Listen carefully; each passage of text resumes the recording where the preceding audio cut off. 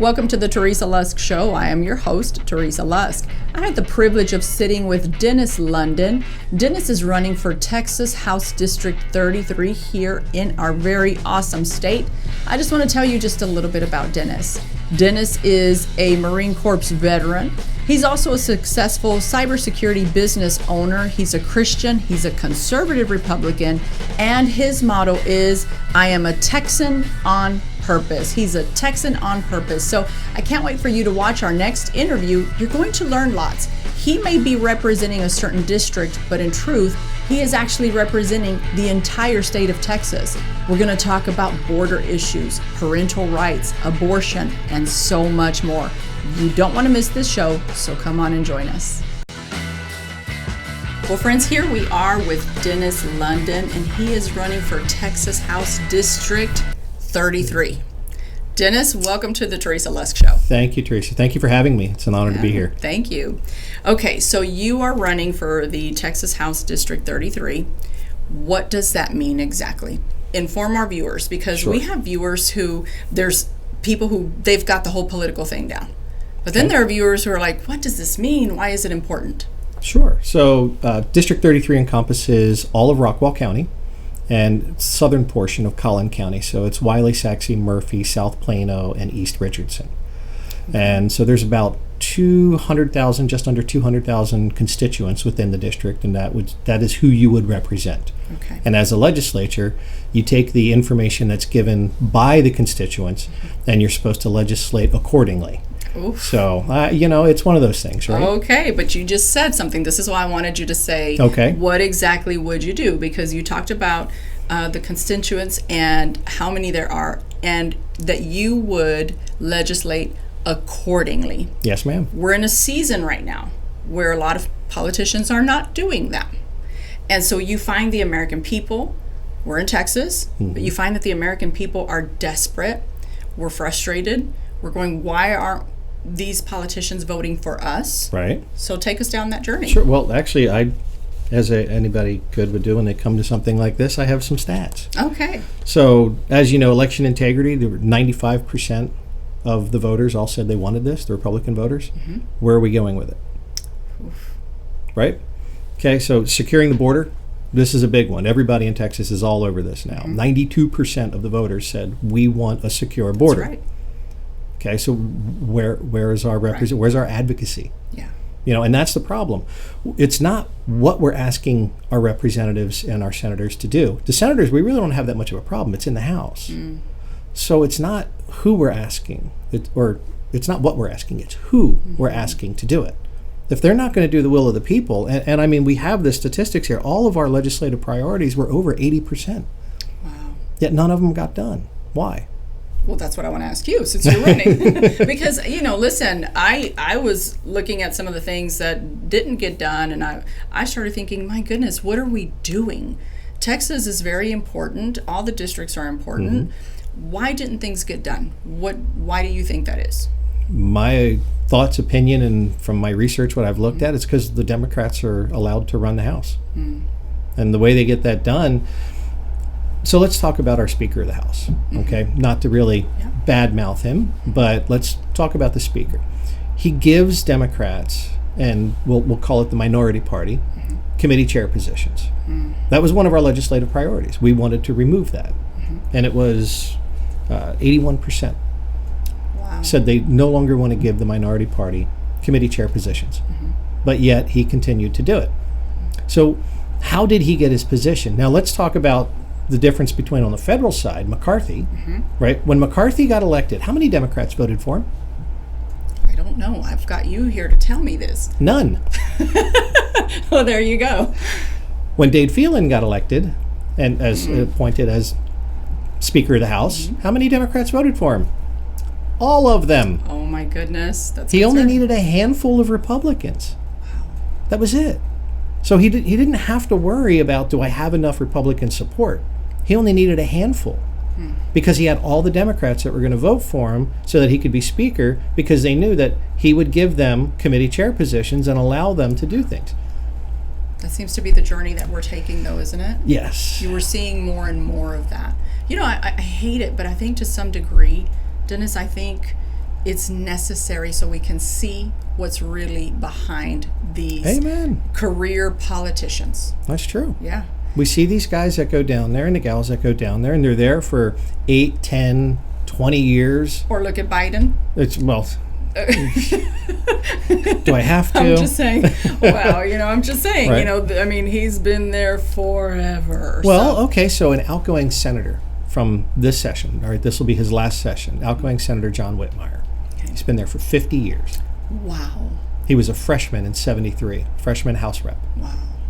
Now, I bring him up specifically because we talk about some of the sexualization, the issues that are happening within our schools. Mm-hmm. Okay, this is something that I want to put an end to. And even though I was advocating with Kristen Bentley from the SREC, I was down there in the Capitol, walking the halls, distributing the packets, talking to the senators and their staff, talking to the House reps and their staff, and saying we need to put an end to this. And HB 900 did get across the line, so that's good. HB 900 is what? Oh, sorry. House Bill 900 is the one that removes the filthy or sexually explicit materials from our schools. Good. I always assume that our viewers don't have the acronyms down and the statistics down, which is why we have the show, so that people like you could come in here and give us all the information we need. That's great. I love it. Okay. All right. So yes. So the thing is with this, you're almost putting into place a book ban. And you don't want to do a book ban because that's a very slippery slope. Because if we talk, well, this one talks about rape. Okay, well, there's rape in the Bible. You talk about incest. Well, there's incest in the Bible. You talk about...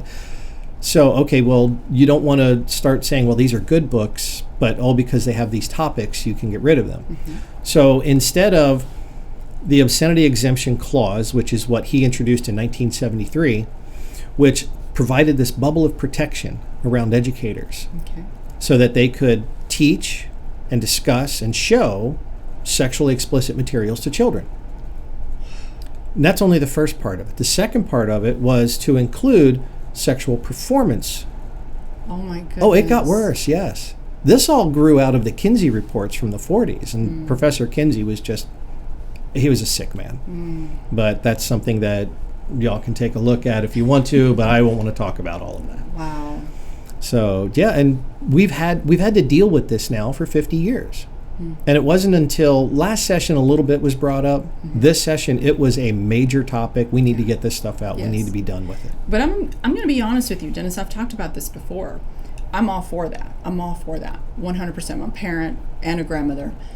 I have a problem with the fact that parents aren't truly, the parents really are the first gatekeepers. Absolutely. So we've got parents watching, and I know you have a specific district, but this isn't just to a specific district. This is to the state. This is to the entire nation. Absolutely. How important is it for parents to be involved? Because I know that one of your points that you stand for is to stop the sexualizing of children. And it starts, let me rephrase my question. Sure. Does it or does it not start with the parents? Oh, absolutely. 100%. Okay. The parents have to be open and honest with their children.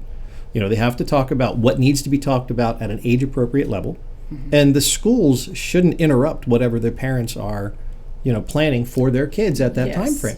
If you don't want your kids to know about sex until 12, 13, 14, whatever years old, don't let them have access to it. Curiosity, sure, we can't help what the kids are going to do when kids are with kids and curiosity. You can try to put your limitations in place, but the schools shouldn't have it as part of their curriculum that third graders are going to learn about different ways. Well, I was thinking about this, and I've said this on my show as well, that I think the whole sex ed thing was the way to get in. Why do the schools need to be teaching about sex ed? They don't need to. They don't need to. That's the parents' job. Absolutely. So that's one of the things that you stand for, is to stop the sexualizing of children. Yes. So how do you plan on doing that? Because obviously you have some important things that you stand for, and this is a major one. Absolutely. So tell us a little bit about that. So the first way to do it is to repeal the obscenity exemption clause, which I talked a little bit about. Okay. And once that is removed, you now have the teeth back in our Texas Penal Code to be able to say, if you do this in front of or with a minor, doesn't matter who you are. Okay, the law is going to go into effect. Because right now they have this little bubble of protection. We're only seeing some educators that are being convicted and going to jail and doing things for the sexual deviancy and or performance with children, right? We're only seeing a few of them because they're being caught outside of the school curriculum. If they're doing it within school, well, now they have a bubble of protection. Well, why didn't they get fired? Well, they didn't need to get fired because they technically didn't break the law. Do you see other House district reps kind of standing with the same stance, the same strong stance that you do? Absolutely. Yeah? Okay. Absolutely. Is it party based? Do you see it more mostly or can party we say based? That some Democrats are doing it? I would say it's mostly party based. There are some Democrats that they don't like the idea of what's happening, but they still say it's educational. And if you're going to hide behind this educational bubble, I'm sorry, that's a filter that I can't put on any lens. That's right. So you're running on that principle of this is one of the things I'm standing for. Sure. And you're going to hit it hard until you do all that you can Absolutely. do. Right. I mean, it takes a village, right? Right. But, you start that movement for your Absolutely. district. Yeah. And I think when you stand for something this strong, it really hopefully influences and maybe convicts other representatives to have that strong stance of going back to do what the people want. There you go. Not what I think is best. That's, if you don't have the mindset of I'm here to represent what the people want, if you don't have that mindset, you don't have any business running. Correct. Or being, having that position, period. Right.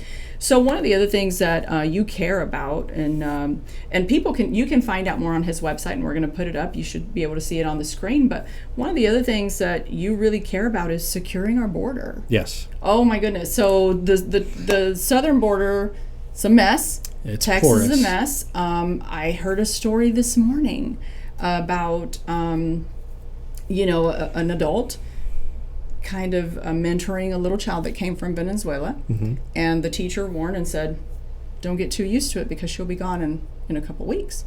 And it just lets you know that this situation is saturating our state. Talk to us about that, because you said you've been to the border, which yes. I asked you, right? Because Yes, I think correct. it's very important. And Absolutely. if there's somebody who's running and they say this is my top priority or one of my top priorities, you should have gone to the border. Absolutely. So what did you see? What are some ways that you feel like you can really represent the people regarding this issue?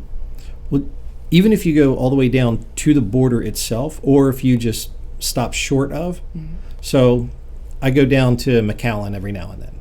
Okay, so down in McAllen, you're about 12 and a half to 14 miles right off the border. Okay, it's a border town, but you're right off of there. And I get warned because not Hispanic. Correct, yeah. Okay, I do not have the Latino complexion. Sure. I'm told that I should not go out of my hotel alone after night. I should not go for a morning run. I shouldn't, do these things on my own. If I go out to dinner, I should have somebody with me. They even warned me at one point when I went to the hotel. They said, well, where are you parked? I said, well, just out in the parking lot. Oh, well, how far away is it? I said, well, I couldn't get anything really close. I was about halfway back towards that fence. And they said, we'll have a guard walk you out. And I couldn't understand why. And they said that the cartels they have vans that'll just run through parking lots. They will run into you on purpose with the van. They'll get out like they're trying to help you. They'll just throw you in the van, drive you across the border. They'll cut off a finger and send that portion of the finger to the address on your driver's license and say, send us $10,000. Oh my goodness, that is so... And they do that all the time. It used to be send us $100,000, but people... Right, you can't get that. It's easy to do a $10,000 loan or a personal loan or something, and some people may just have it sitting in their bank and, okay, well, here you go, send so-and-so home.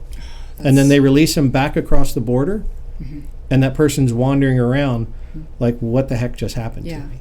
Well, I was talking to somebody a few weeks ago, actually, and she did go to McAllen for work, and she's a white woman, and she was like, I'm okay, she speaks Spanish, and, she just thought, but whoever was with her were like, no, I'm going with you. But I'll be honest, I'm a Latina. I would not go out by myself. Even years ago, at certain times, I would not have done that, right? So we clearly have a very, very, very open border. Yes, we do. 100%. I've seen the footage. Right.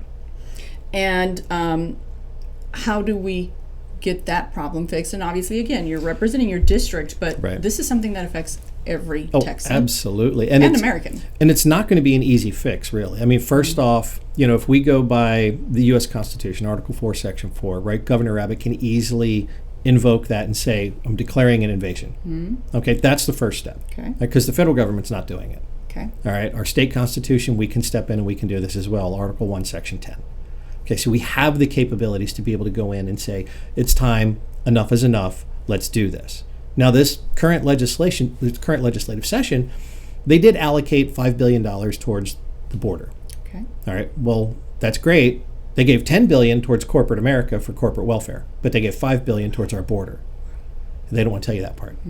So it's good that we have resources being made available. We just need to start the process of whether it's building a wall, whether it's getting more troops down there or something. I mean, there were people that years ago said, just fill the river with crocodiles and piranhas and stuff. I'm like, no, come on. That's right? inhumane. Exactly. I mean, we have a humanitarian crisis. We have an invasion. There's so many things that are piled on this, and it's not something that I, as one individual, if I win the election, it's not something that I will be able to do myself, because it will take a majority of the legislature to get involved. It will take having to work with the senators, having to work with the governor, having to work with any of the other organizations or entities that are involved. Do you really think that there's hope then? Because it gets overwhelming hearing this, right? Because you think, I think one of the misconceptions that people have sometimes is you get one politician and they think you're going to solve all the problems because you're a politician, so therefore you will solve all the problems. You have to have somebody to at least take the lead. And if you don't have anyone taking the lead, nothing's ever going to get done. A whole bunch of people saying, well, we should do this, or maybe we can do, or perhaps no. You need someone to stand up and say, we need to. And you have to be willing to not be liked, I suppose. Because, Absolutely. I mean, it's going to bring some pressure, some dislikes, and things of that nature. But let's talk about your stance on the abolition of abortion. Yes. Tell us about that. I read that you are a Catholic man. I'm a Roman Catholic. Okay, so tell us what your stance is on this and why, and life is a life. I don't agree with taking of an innocent life, and there's nothing no more innocent a life than a child in the womb. What do you say to people who say, well, what about the people that have been raped, incest, the potential death of the mother? Well, oddly enough, there are provisions in a lot of these, abortion abolition type of bills and legislation. There are pieces in there that say, in cases of, they'll make that exception. Okay. Right? So exception for fear of the health of the mother. Okay. There are those things as well. I don't have all those answers, but I kind of like to go by what Ronald Reagan used to say. And that is, I don't need to be the smartest man in the room. I just have to surround myself with them. There you go. So to sit there and try and say that I have all the answers wouldn't be the right thing. Yeah. Because obviously this is much more than any one person. Right. I'm not a woman. I can't give birth, regardless of what they're teaching in schools. Right. Yes, men having menstrual cycles. I'm like, wow, yes. Yes. Wow. Okay. Tell me about that day. Right. Yeah. So, okay, well, thank you for sharing that. That's important. I think people of your district would want to know that. People make decisions based on, do I have freedom or not? Things of that nature. When I was knocking on doors in the communities, actually earlier this week, I ran into one lady, and that was her big point. She wanted, no, we're going to talk about this. I said, yes, ma'am, let's talk. Good. Yeah, good. Well, I did. There was a clip that I had shown on a previous. It was just a short clip, and it was of a woman who was really upset. I don't know if you saw this, where Vivek Ramaswamy was doing like a little event where he's talking, and this woman storms in, and she's so angry, but her anger turns into tears, and what she's crying about is she feels like the politicians don't care about women because of all these things that you just mentioned. Right. Because sometimes society will form a picture of, if you're a conservative or Republican, it means you do not care about a woman's life and you just want to control what they're doing. I have a certain perspective on this. Here's what I say. Okay. pregnancy is not a disease. Right.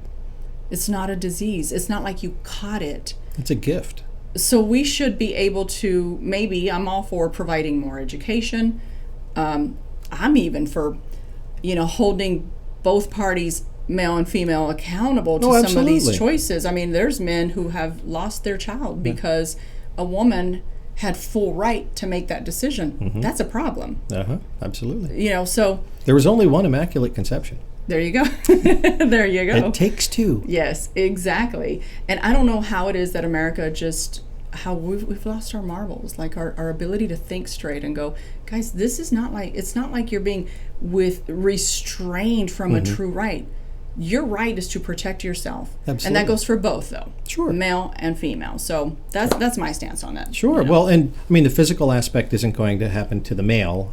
Correct. Right? It's going to be the female. And so obviously, I think the female, yes, it should be in equal parts, but I think the female should as well have maybe a little bit more say. Yeah.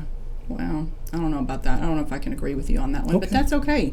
This is why you're running. Right. And we don't have to we don't have to agree 100%. We don't have to. And that's what I love about this show, that I don't have to agree, and that's okay. You're running with what you believe, and that's the information we're trying to get to your viewers. Exactly. Yeah. So we had a house meeting with some folks last week. We had another one this week. And I told everybody, I said, look, we're not going to agree 100% of the time.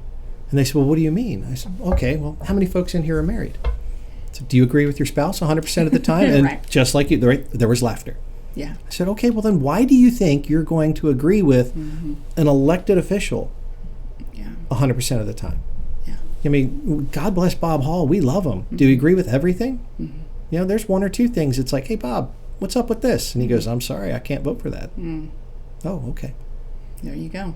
Well, it's a good lesson for society. Absolutely. Maybe we can get back to the point where we don't have to agree. Oh, my goodness. Yeah. I don't know if we're ever going to get there, I'll be honest with you. I'm a little concerned about our nation as a whole. We're talking about now gun rights. So, I believe in people having their gun. They can have their guns. People, they're like, I can't believe you don't have a gun. I know.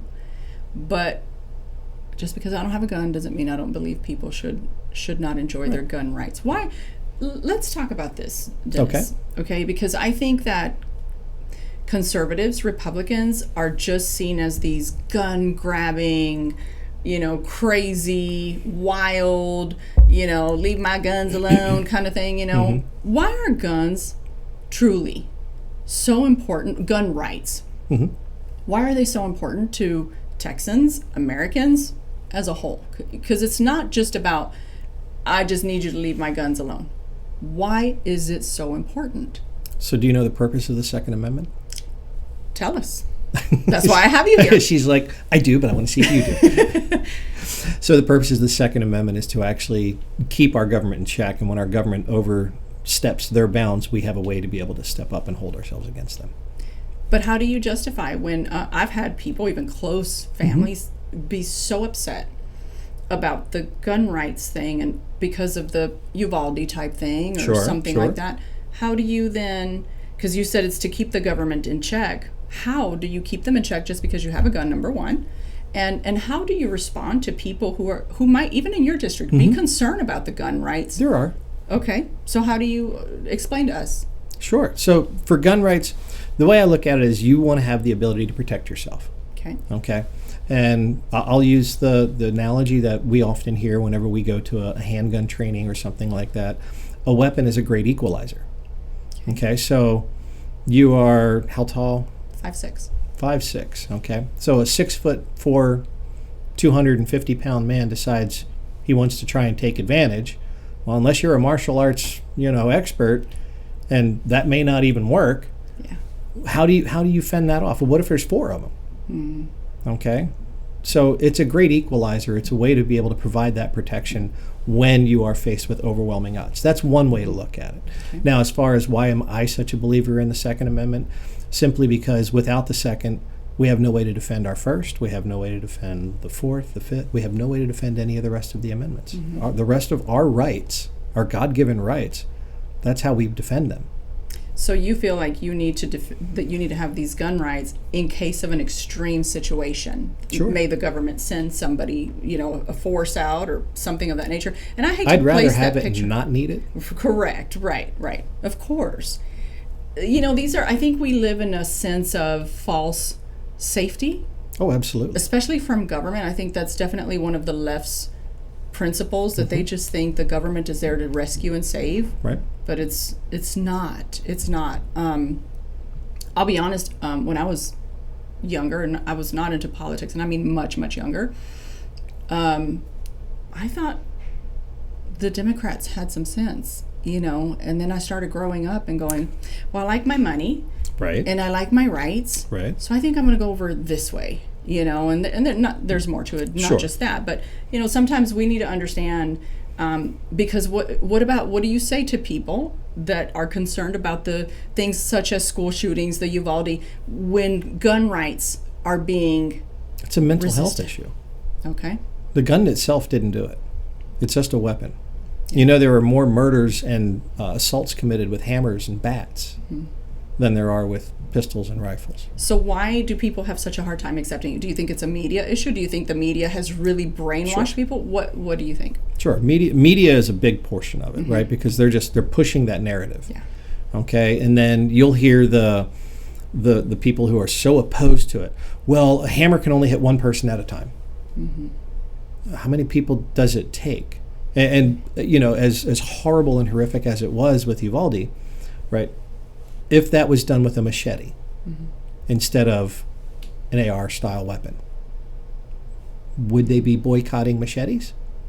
Or would they just say he was a sick individual? Well, that's not happening, right? Right. So yeah, for sure. Well, there are machete attacks. I mean, Sure. that's happening in states and countries that are some states that don't have firearms. yeah. Well, I'm saying people aren't, rising up and saying, "Oh my gosh, I can't believe we have these machetes," and they're, Right. and then of course the process of being able to access a handgun. How important is that? Because is that not important? Is the mental health thing? Because mental health is pretty concerning. Sure. So how do you establish that, being that you're running for this, and I'm sure there's going to be some voting going on regarding all this. Absolutely. Where does the mental health portion intersect? Well, you start going into the background checks, right? Everybody asks about universal background. What about this background? What about that background? I'm a member of the U.S. Marshals Posse. And when I had to go through my federal background check for that, it wasn't just, is there anything on a police blotter? Okay, it was, are there any mental issues that are known? What is the status? So, there's a lot of things for that. It's the same thing when you go through on your regular background check. They ask you those questions. Can you lie? Sure. Did Hunter Biden lie when he got his pistol? That federal form, he lied on it and said he did not use drugs. We got a video. I'm just saying, right? People can lie on these things. Oh, of course. Right? 100%. It doesn't matter who. There are also psychotics. Yeah. True-on psychopaths that can fool, some of your basic, your heartbeat, your monitoring, your blood pressure, all of those other types of lie detectors. They can fool them. Wow. So we can put all the measures and means in place possible, but again, it's going to come down to the individual. A psychopath is still going to be a psychopath, whether they're going to use a firearm or a knife, a bat, a car. Yeah. I get it. Right. Because to me, it's common sense. I've got a car I could run you over with. Sure. But I choose not to. Right. Right. I'm also not having a mental health breakdown. Right. So that does come into play. Sure. So anyhow, well, thank you for sharing that, because I think Absolutely. those who are in your district, they want to know, what do you represent? What do you stand for? Sure. And these are very, very important, which brings me to the election issues here. Protecting the elections. Oh my goodness. This is a big one. They're all big ones, but right now we're in such a dangerous time. Look at what happened to President Trump just because he has stated his opinion about what happened, which blows my mind. That's a whole nother show, but I'm just sickened. Literally, I'm sickened. I really am sickened to my stomach how a legal system could actually nearly put you away for life because you stated an opinion. Now, I understand that he's, the president, he was the former president, blah, blah, blah. Still, the laws apply to him too. Absolutely. So how and what does that look like for you and your district, and how does it affect the rest of the Texans as you stand for election integrity? Well, election integrity, it isn't something that, well, let's just go back to paper ballots, because there was fraud in paper ballots. I thought so, yeah. Right? I mean, there was fraud in paper ballots even before the 1900s. When you go back, I think the earliest case was in like 1880 something. Wow. I can't remember, 1890. But, if people want to cheat, they will find a way to cheat. Yes, of course. Okay, there's always those people. When you start talking about how are we going to secure our elections, how are we going to do it, and what does it mean to everybody? If we don't secure our elections, or at least make a good concerted effort towards there, nothing else is going to matter. Because if you can cheat at an election, you can rig anything.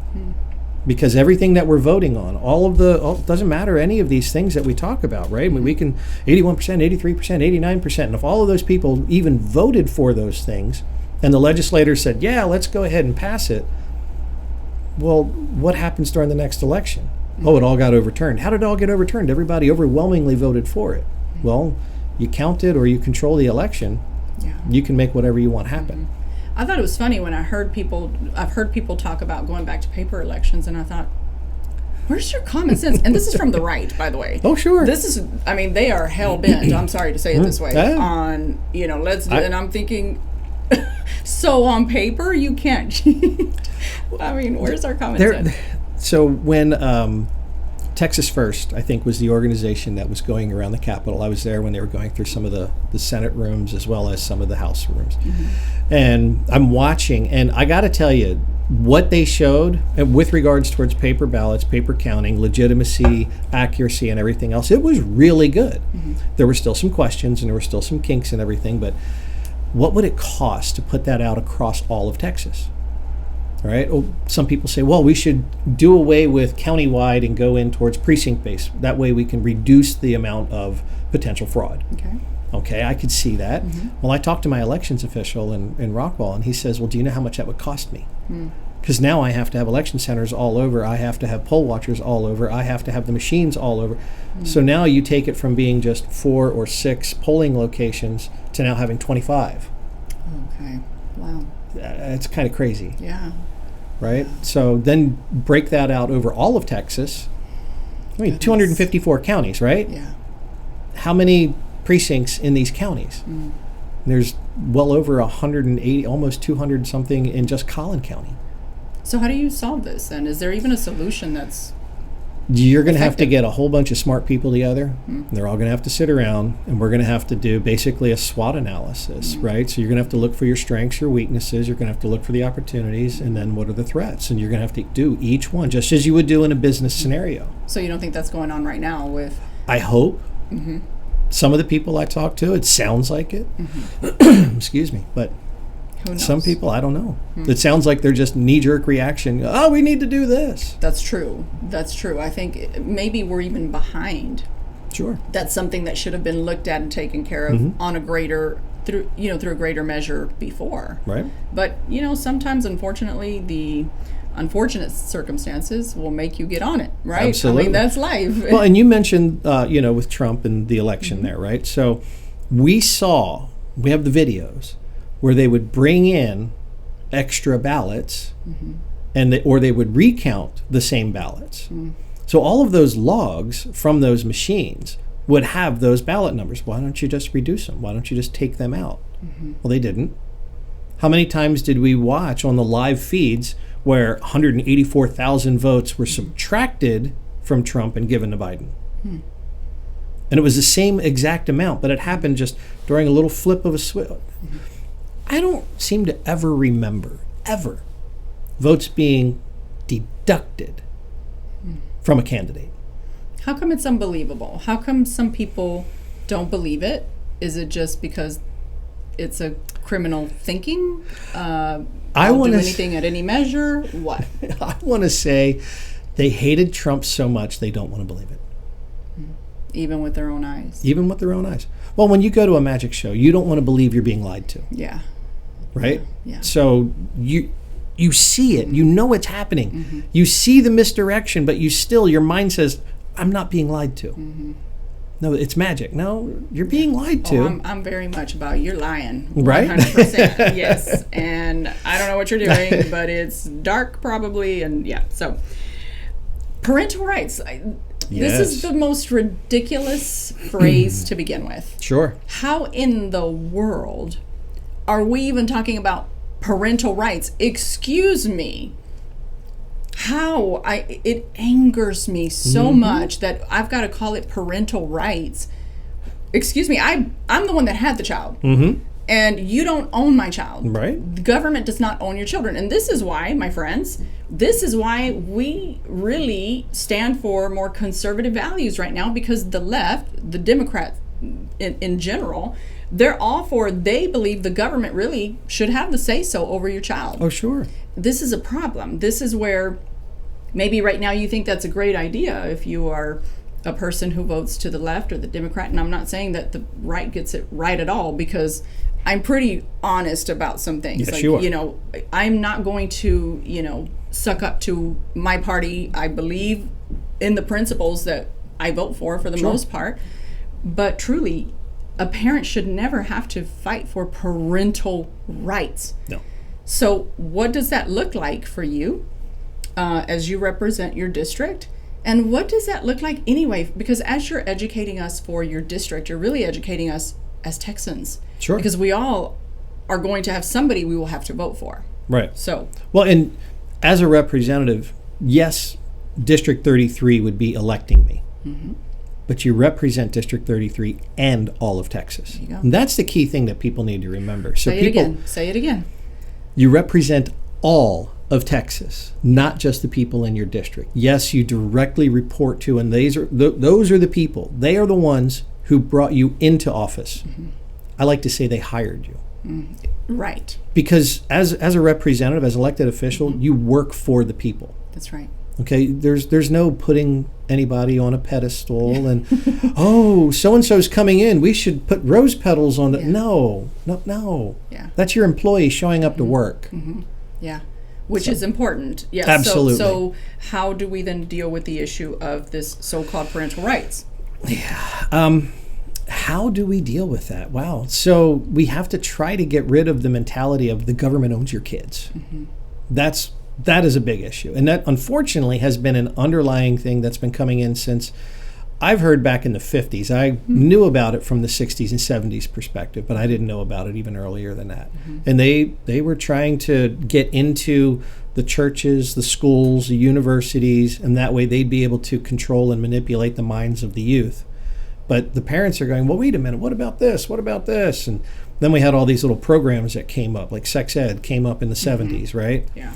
So all of a sudden now you've got that coming in. Well, where did that come from? Oh, well, geez, I don't know. Then, the different little nuances and aspects. Let's start doing, in my business with cybersecurity, we like to do what's called a root cause analysis.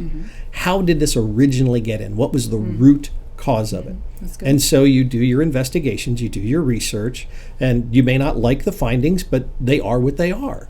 And so I talk about how I'll say I don't want to call them the mentally sick, but these people that want to have the sexual exploitation, the manipulation of the children and things like that, they originally started by targeting the Catholic Church. And there's a great book called Goodbye Good Men. All right, I get no money from this, so just thought I would say that. Sure. But it talks about how they were trying to infiltrate the Catholic Church, and then from there they'd be able to move into the schools, the universities, get into all the different areas. Because now, once you get the people who are going to be the teachers, 15 years down the road, then you can start to manipulate the rest of the people, because now it's a long game, and it really was. They're still playing it. Wow. Over 50 years, they're playing this long game of manipulation. It's not that it happened overnight. This didn't just happen right before COVID, and then COVID hits, and the parents are looking going, that's your homework? No, yeah, because something like that, it has to have been taking place. Right. Well, I mean, look at the Target thing. I mean, I was Oh, on absolutely. Newsmax not too long ago, so I was doing some major research on what's going on here with this transgender. And if you start really digging, they've been a part of this movement For a long for time. years. Yep. And yes, so I have my opinion about shopping there and all that, Mm-hmm. but we're going to leave that one there. But how do you as a representative, how do you then take part in helping protect parental rights? How would you do that? Ensuring that the parents still have their voice is a key thing. Because in schools now, and we see this all over you can look at Facebook or YouTube or Instagram or any of the other social media platforms. Parents are being kicked out of school board meetings because they're speaking up, saying, you shouldn't be talking about this. You can't teach this to my kids. Oh, well, you could just take your kid out of the school. Well, hold on now. We don't have the $25,000 to send a kid to a private school. Or, we live in a specific area. There are no other options. I just want my school fixed. Right. So let the parents have their voice. And anyone that kicks a parent out of a school board meeting, now if they're breaking the law, I get it. Right. Yeah. Okay, that's one thing. But for them, just because they're speaking the truth, and sometimes passionately, because I have seen that these parents are getting kicked out because they're listen, I was listening to a senator read out some of the content that was in a book because there was an LGBT activist sitting there. This was so disturbing. It had to do with sexual abuse. It was so horrific that I thought, what the heck's wrong with these people? Why are we even having this discussion? So it does take for somebody to speak up for the parents, which we shouldn't even have to call it parental rights, but it is what it is. Well, and you have to be willing to stand up against whether it's going to be a school board, the school board administration, or what, doesn't matter. It can be a statewide entity that you have to stand against. You still have to stand against them. Yeah. When you take a look at the vaccine mandates, the mask mandates, all this other stuff, you had your, you had your handful of people that would stand in front of an ocean of other people, and you would say, I am not going to comply. Yeah.